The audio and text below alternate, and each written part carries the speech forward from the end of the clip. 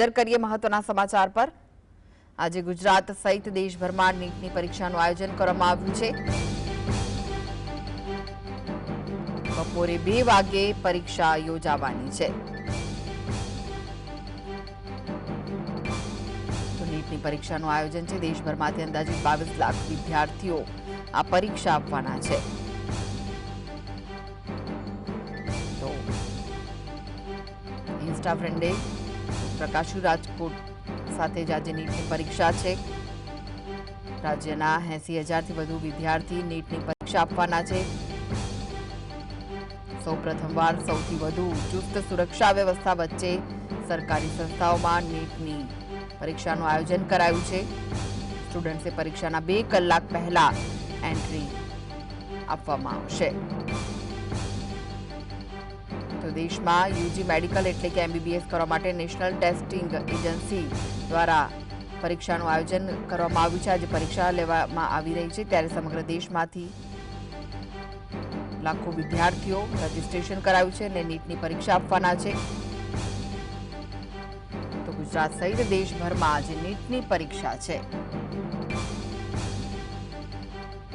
બપોરે 2 વાગે આ પરીક્ષા યોજાવાની છે।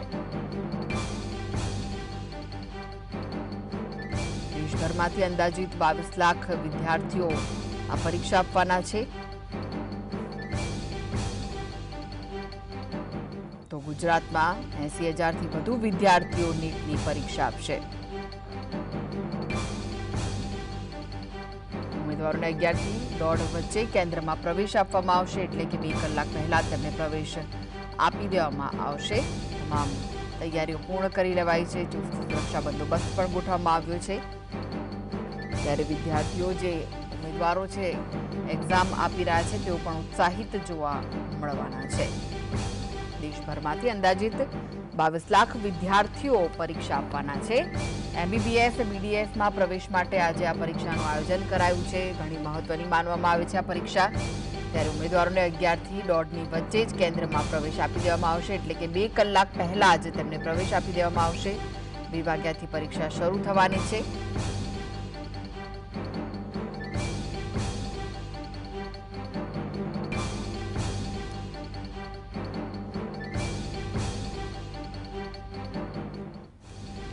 તો આજે નીટની પરીક્ષાનું આયોજન છે। દેશમાં યુજી મેડિકલ એટલે કે MBBS કરવા માટે નેશનલ ટેસ્ટિંગ એજન્સી 4 એપ્રિલ એટલે કે આજે નીટની પરીક્ષાનું આયોજન કરાયું છે। સમગ્ર દેશમાંથી 22 લાખ વિદ્યાર્થીઓએ રજીસ્ટ્રેશન કરાવ્યું હતું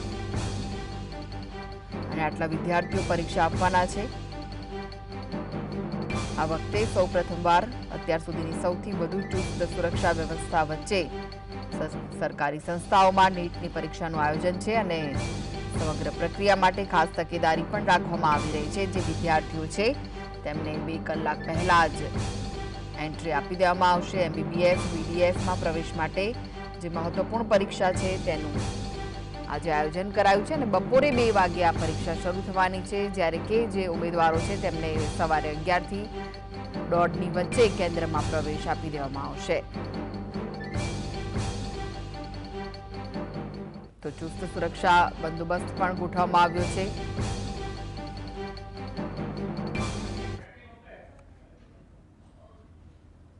તો આ વિશે વધુ માહિતી માટે જોડાઈ ગયા છે સંવાદદાતા જતીન। આજે નીટની પરીક્ષાનું આયોજન કરવામાં આવ્યું છે। રાજ્યભરમાંથી જો વાત કરીએ તો 80,000 જેટલા જે ઉમેદવારો છે તે એક્ઝામ આપવાના છે। શું વિગતો છે?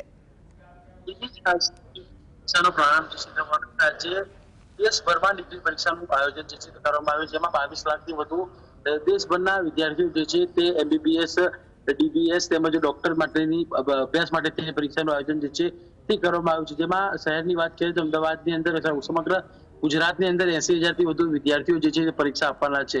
પરીક્ષામાં કોઈ પ્રકારની ગેરરીતિ ન થાય તે માટેથી તમામ પ્રકારની તંત્ર દ્વારા વ્યવસ્થા કરી દેવામાં આવી છે।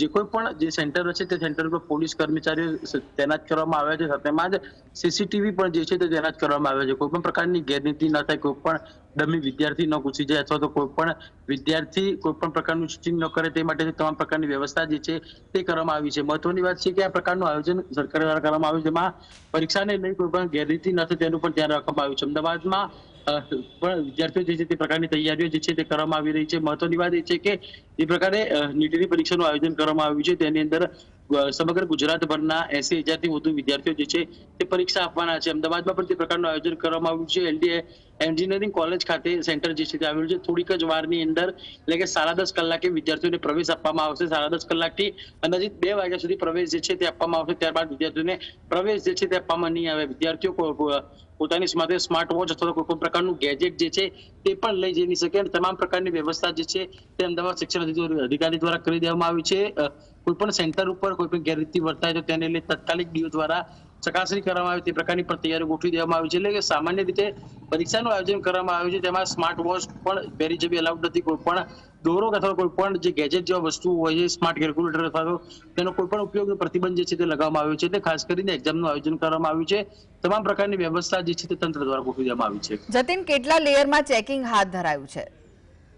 બિલકુલ, જો લેયરની વાત કરીએ તો 2 લેયરની અંદર જે વિદ્યાર્થીઓના ગેટનું ચેકિંગ કરવામાં આવ્યું છે. ત્યારબાદ જો શાળાના ક્લાસની અંદર પ્રવેશ કરતા હોય છે, જે એક્ઝામિનેશન સેન્ટર હોય છે તેની અંદર પ્રવેશ કરતા હોય છે, ત્યાં પણ એક પોલીસ કર્મચારી અને શિક્ષકનું વિદ્યાર્થીઓ દ્વારા ચેકિંગ કરવામાં આવતું હોય છે. તમામ પ્રકારનું ચેકિંગ કરવામાં આવતું છે.